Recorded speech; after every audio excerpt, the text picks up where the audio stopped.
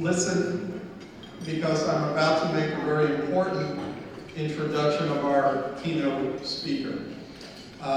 First of all, I just want to say what a pleasure it's been as I've been walking around getting to speak to some of you that I haven't seen for a while and meeting some new friends and people who share interest, obviously, in sustainability.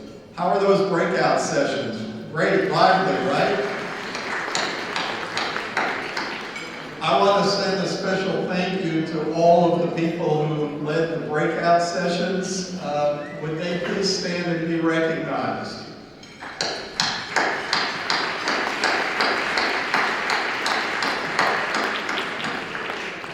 I was kind of flitting in and out, and the juxtaposition of thoughts and wisdom that I took away was just absolutely wonderful. In one moment I was hearing how the development of downtown Benecke is going to stay artsy and quirky, and I thought that that was fantastic. The point being that they want to see their downtown not necessarily be the standard retail strip with all the standard retail names. And I think that that's a great, great way for Benecke to grow into the future.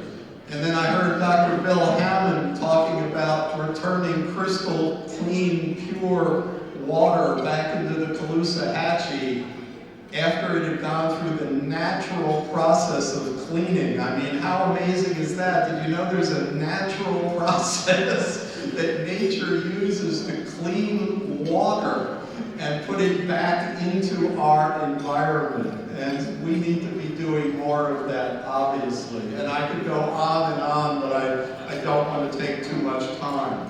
I do want to mention, I'm a huge car aficionado, a car nut. Some of you know that term called gearhead. I'm a huge gearhead.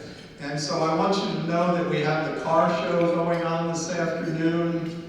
If you haven't been by the cars, and we've got a couple in and a couple out of doors, you need to see these cars. They are absolutely amazing. If you've never seen or touched a Tesla, one is here. They are absolutely amazing vehicles, and we're so pleased that the owner of the Tesla has provided it to people to ooh and ow over. And please don't drool on it too much. We don't want a huge cleaning bill for that Tesla. Also want to tell you that a little later, the voting for the sustainable art will end, and a little later this afternoon, a little after 2 o'clock, we will be announcing the winner of the Sustainable Art Contest. So if you haven't had a chance to vote, please vote. One time only. It's not Chicago. Vote early and often. If you haven't had a chance to sign the pledges, I have signed them both, and I have seen who has signed them and who has not. So there's room for the WeVets pledge and for the Storm pledge. And please go up there and sign those boards. I think it's going to be important that we try to fill those with as many names to pledge our support as individuals and as members of the Southwest Florida community to sign the Sustainability Pledge. We are very, very fortunate to have with us this afternoon Mary Lou Benecke. I had an opportunity to just speak with her for a few minutes a little bit earlier, and I immediately told her that it was my intention not to read her bio, and she immediately said, "Thank you, please don't read my bio." But her bio is here in your booklet, and I do really want you to read it because Mary Lou has been associated with some amazing organizations and some very, very key leadership roles. But the question I asked Mary Lou is, why are you here today? Why were you so generous to come and take time out of your busy life? She's located in Michigan now, to come down here to Southwest Florida and to deliver our keynote for the second annual Sustainability Symposium. And what she told me was amazing. First of all, she does have some personal connections here, so that's great. You always have a place to stay when you come visit, right, Mary Lou? That's important. But what she immediately started talking about was regional economic development. She was talking about her work with global development. We understand that we are a little portion of the globe, but our connectivity to now a global society and a global environment is very, very important to us. She immediately talked about her passion for sustainability, her involvement in both the business community and in the community of higher education. So Mary Lou brings not just a business and career and education experience, she brings a passion.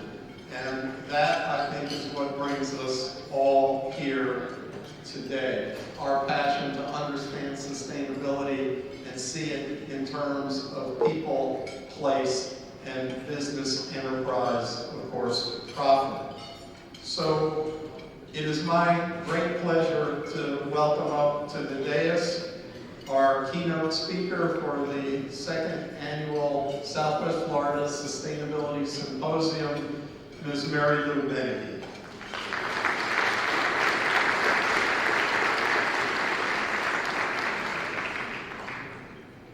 Good afternoon. Is it afternoon yet?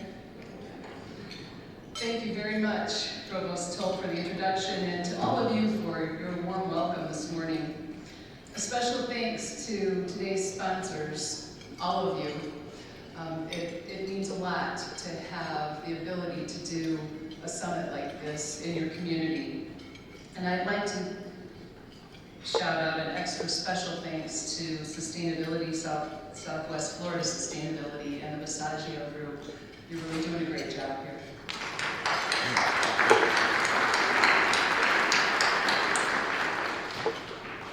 So, you've assembled a stellar group of leaders here today who care about the concept of sustainability and, more importantly, at least to me, the practice, the innovation, the metrics, and the continuous improvement of ideas, methods, approaches, and definitions of sustainability. Bill Hammond had us all write down our own definition of sustainability in the breakout session. How many of you were in there? Good. I'm convinced. I mean, that guy's a rock star. And Matt, if you get him to deliver the keynote next year, you could triple what you charge. You fill the room. I really enjoyed that session. So I'm really happy to be here with you today. I'm learning alongside of you, collecting a lot of information. And like Dr. Hammond, it's been my experience to encounter many different flavors or interpretations of sustainability, depending on the organization. I've seen it articulated as a value and a strategy, as a means to an end, and as the end itself. It certainly depends on where you are individually or collectively in life, in our communities, or in business. The three pillars of sustainability, social, environmental, and economic, rely on the principle that for complete sustainability, all of those pillars must be sustainable. I don't like definitions that use the word sustainable in the definition for sustainability. So let's just say balanced. Usually the mainstream focus is on environmental sustainability. The corporate focus is typically a balance between environmental responsibility and economic growth or profit, with the social pillar emphasis on providing jobs, benefits, and a vibrant community. Living sustainably, is about existing within the means of our natural systems or environment and ensuring that our lifestyle doesn't harm other people, society, culture, or future generations. So there are more than 100 definitions of sustainability and sustainable development, easily. And the one I favor, and this one Dr. Hammond mentioned too, was penned in 1987 for the World Commission on Environment and Development, based on a multi-year international query of governments, scientists, NGOs, industrialists, and the general public. also called the Brundtland Report after Mrs. Gro Harlem Brundtland, who was the former Prime Minister of Norway and chair of the Commission. And the report is officially known as Our Common Future. It takes a global approach to sustainable development and suggests that development is sustainable where it meets the present without compromising the ability of future generations to meet their own needs. I think that's pretty eloquent, so this is my favorite definition. You are all leaders in Southwest Florida's sustainability efforts in one way or another. You're on that path together with different roles to play. And I would guess, actually, I hope, that in this room we have a variety of perspectives and definitions of sustainability. If you think back to the first time you understood the term, like really understood it, it had context for you in your life, were you already an environmentalist? Were you a student, a parent, a civic leader, or a corporate leader like I was? Were you committed to changing behaviors, yours or someone else's? Did you have one driving, passionate issue, water, or an entire agenda?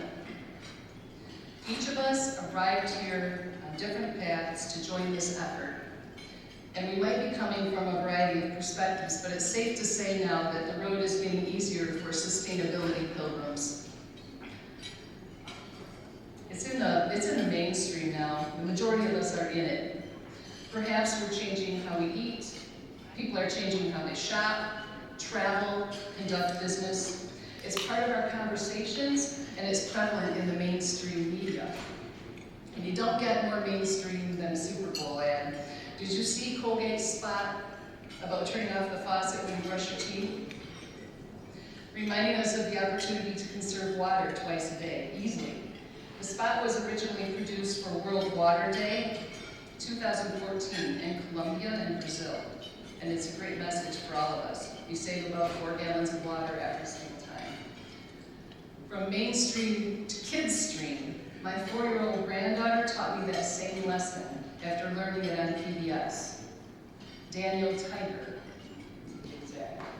And if you don't hang around with any preschoolers, Daniel Tiger is the newest generation's remake of Mr. Rogers. So you've got to love the diversity of an audience with a common care and a common goal. There's power here. Provost Toll mentioned a bit about my background. I spent most of my career with a very innovative corporate atmosphere. I was with a specialty materials company, and our job was creating chemistry and engineering solutions to solve our customers' most pressing needs, always aiming for their marketplace success. And usually, marketplace competition being what it was, they wanted new and improved characteristics for their products. They wanted innovation. We worked in several industries. Name an industry, there was chemistry in it, from healthcare to personal care to solar energy. And I have an example I'd like to share from one of the industries I could actually wrap my mind around and understand was hair care, and specifically shampoo. In the 70s, customer demand was for products that were gentle enough to use every day. There was even a brand called Every Night Shampoo. I don't know if any of you remember that. But I remember, I'm old enough to remember my mother washing my hair once a week, whether it needed it or not. And so we can all guess whose idea it was to convince moms everywhere that we had to wash our hair more. I think that would have been a great episode for Mad Men. This notion of washing our hair every day, like it or not, most of us like it, sold a lot of shampoo. And so, shampoo manufacturers needed new chemistry with gentler formulations, so people could use them every day.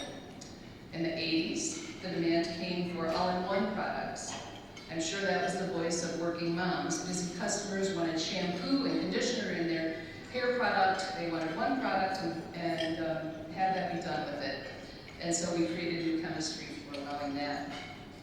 And in the 90s, everything became specialized for this and for that. There was a special shampoo for brunettes, there was another one for curly hair, and colored hair, and straight hair, and everything was fruit-scented.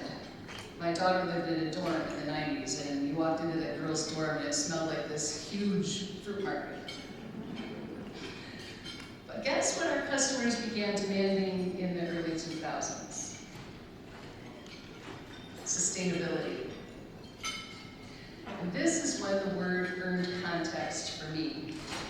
My ears really perked up to the concept of our corporate role in protecting what we have, keeping natural resources natural, and choosing to innovate in ways that do no harm. So my first understanding of sustainability was via the hair care industry. Overwhelmingly and globally, the big companies and retailers who control much of what you see in the store and on the shelves demanded that their products could prove that they didn't harm the environment. That makes sense. They wanted to know carbon footprint, how much energy it took to produce every single ingredient in those products, and where they came from.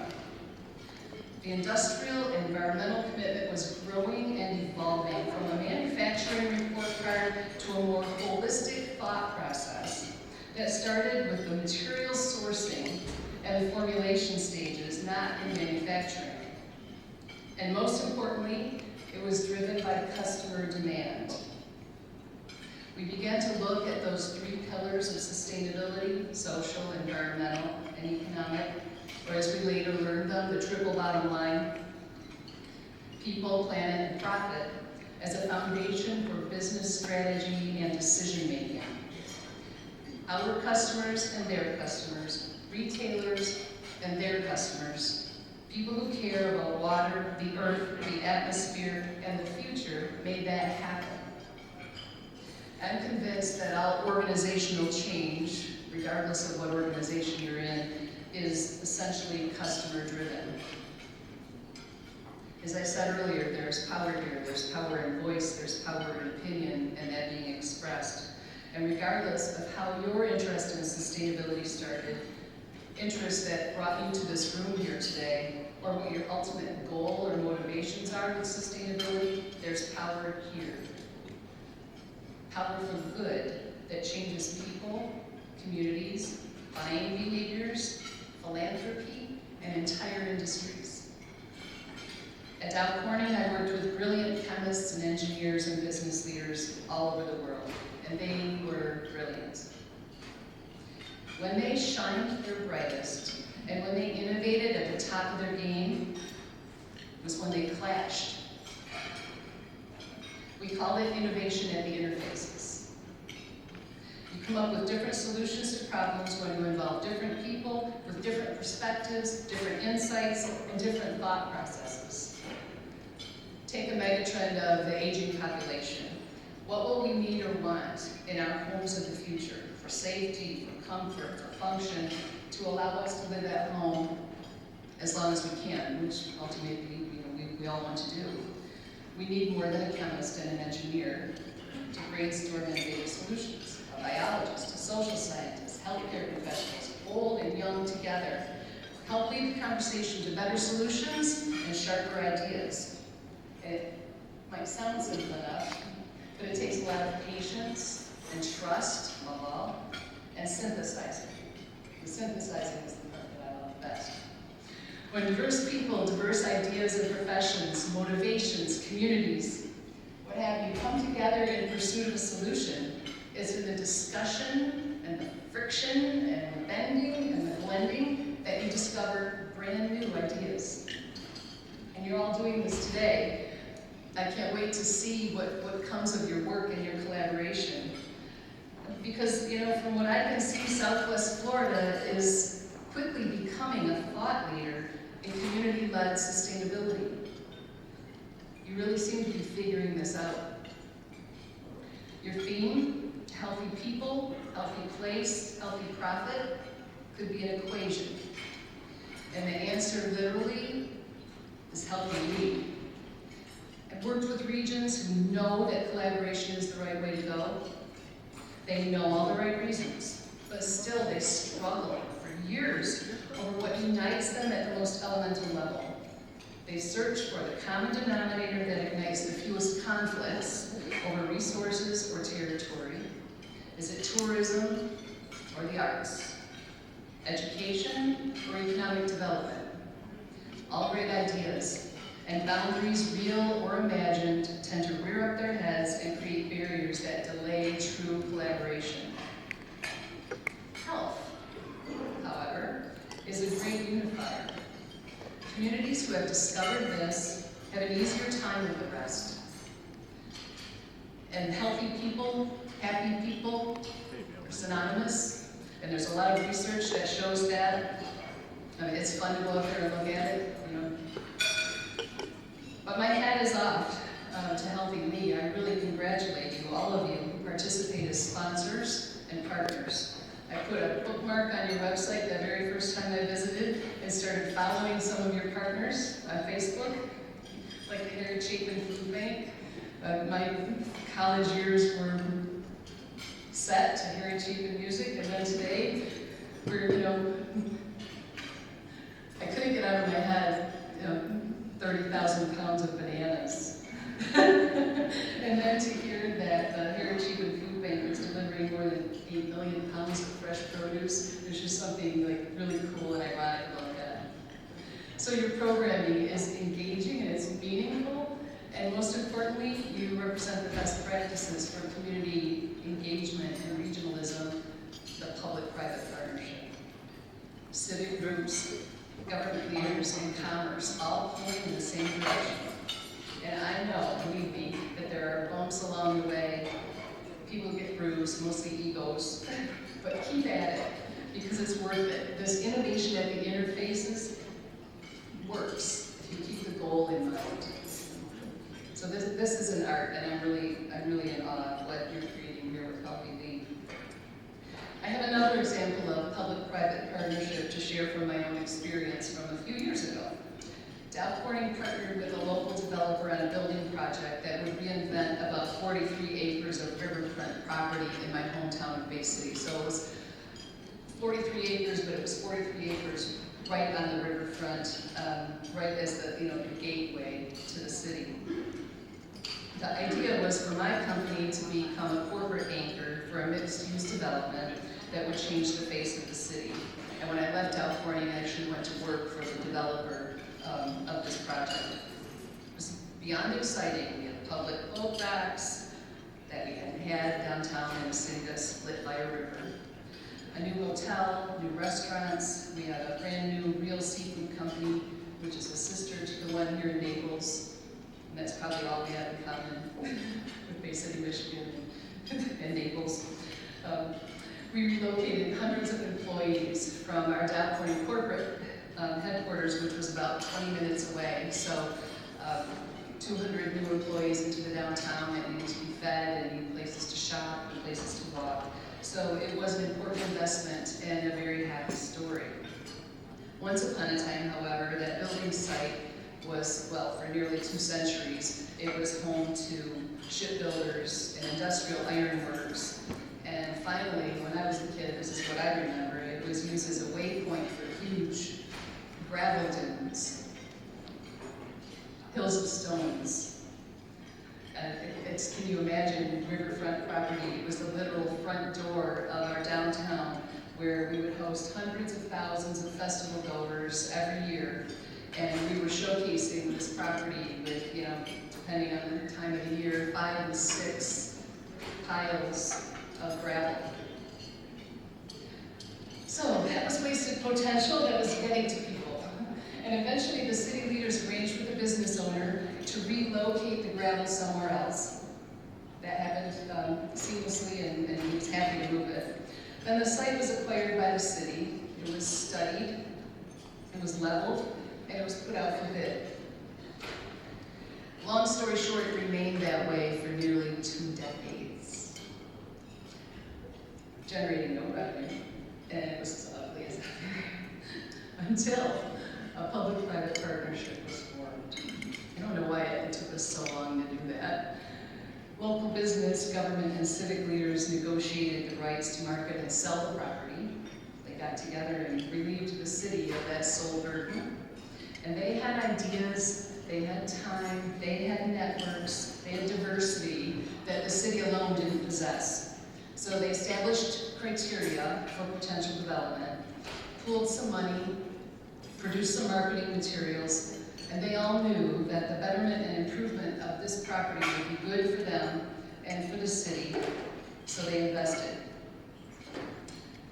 My developer friend and colleague, Dr. Sam Shaheen, I think he has some relatives here in Southwest Florida, created the vision. And now we enjoy the asset that I was describing earlier. It's called Uptown Bay City. It's really easy to check it out on Facebook. You can see before and after, and you can see the growth that is happening, and it's just the beginning, and it really is phenomenal. I'm sure many of you know the great feeling of taking part in a transformational project in your own hometown, and it's accelerating. I love it. It takes investors, but it goes beyond money. And like every other innovation, diversity is critical. In this case, we had diversity of industry, diversity of networks, diversity of experience. And I think this one's the most important. We had diversity in failure and success. So people who had been through this were generous enough to contribute their learning to the process. Right across the street from this new development, coincidentally for fitness and health, is a brand new multi-million-dollar Family Y. So there's access there. And another of the anchor businesses is actually a collection of clinics that's an extension of the local hospital. I'd like to talk about healthy place and healthy profit in the context of brand. Your brand. Your beautiful natural resources in Southwest Florida are no secret to anyone in the whole wide world. I know that's an understatement. But you're changing the narrative from beauty to sustaining beauty. You're making the concerted, calculated effort to build your reputation and your brand beyond beauty, weather, climate, water, all of that, and focusing on sustainability. And a brand is a promise. Your constituents are all stakeholders in that promise, and if you stick to it, you will attract and welcome, tolerate, change, sometimes unsettle, and I'm sorry to say this, but you will repel stakeholders based on the attributes of that promise. It is a really bold move, and on the front edge of what we call placemaking. You're taking the concepts that I'm reading about, like studying built environment, and you're talking about them today. And no doubt setting policy and action plans. This kind of vitality, it attracts more of the same. It's a long-term investment, one for which you will redefine the quantitative and qualitative payoffs for the generations and many communities who will eventually follow your lead. Sometimes it's hard to see that from the inside, that all of the innovation and the power and the progress that you have here, you're trudging along every day, beating your head up against the wall, trying to get something done that makes sense, and you just can't seem to get somebody that you need on board with you. But you guys are headed in the right direction, and you're pulling together, and I want to encourage you with everything I have to keep on this path and to keep going at it, and to, if you get tired, make sure that there are one or two people who are going to follow you to take up the cause. You think about what is your profit for sustainability in Southwest Florida? Why do you pursue a healthy place? What are your goals and your motivations and your desired outcomes? I'm pretty sure you've had the payoffs in mind from the start. Whether it's increased investment, a preferred way of life, preservation, protection, or just feeling good. I think that's the ultimate victory. Kind of brings us full circle to that question of definition. How do you define sustainability? Is it a value? Or a strategy? A means to an end? Or the prize itself? I think that we don't need just one definition or approach for sustainability. Though some will try awfully hard at that. Likewise, I don't think we need to agree on one notion of how it will pay off. The return on investment is there for each of us. It's what we make it, it's what we expect of it, it's personal, and it's business, and it's our civic duty. And here in Southwest Florida, it's the brand. It's a promise that you're making to yourselves and to the world.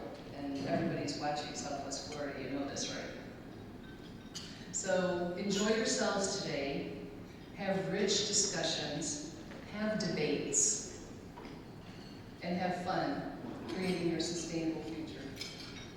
Enjoy the rest of your lunch.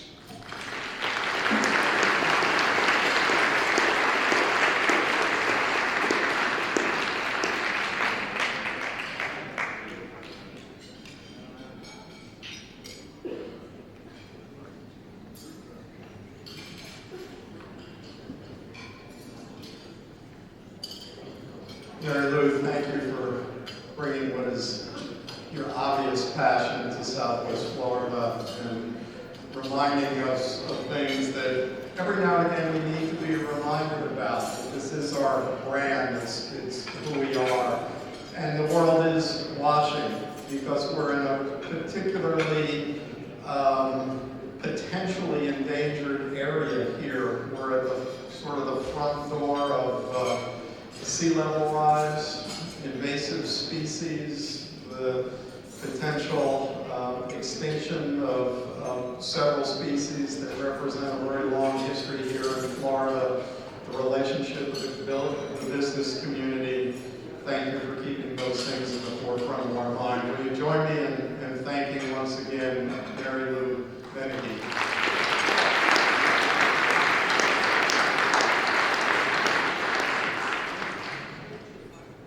I'd like to make one other very brief introduction.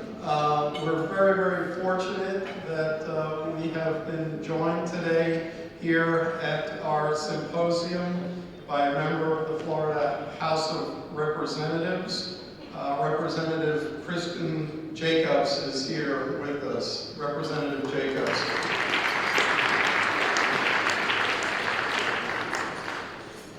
Thank you for making a long distance drive here from your district in northern Broward County. There's also a connection that you may not be familiar with between Broward County and Florida Gulf Coast University. Several years ago, Broward County became the #1 application county, meaning more applications from Broward County of any other county in the state of Florida to Florida Gulf Coast University. So thank you. Keep sending us your best and brightest. We need the tuition. Thank you for being here. So once again, if you have not voted, you have a few minutes left to vote, and then we're going to have the Office of Elections recording the vote. We're hoping that we have a winner on the first ballot and we don't go into a contested symposium. Been hearing a lot about that lately. Once again, we have several different models of fully electric cars. If you haven't had a chance to look at this technology, it's absolutely amazing.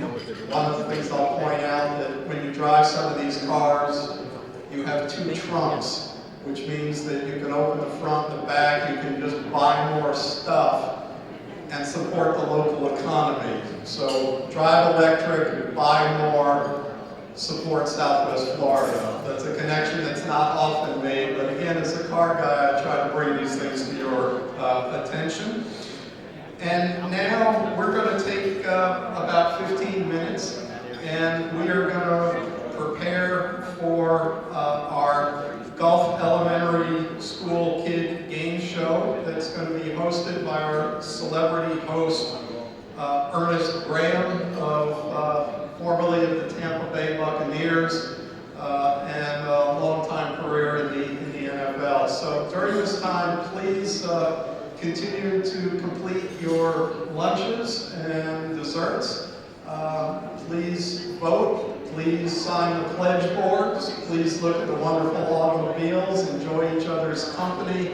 While we just change over things here a little bit to invite our kids, the next generation, to participate in matters of sustainability. Enjoy your lunch. Thanks again to Healthy Lee for being our lunch sponsor, and thank you all.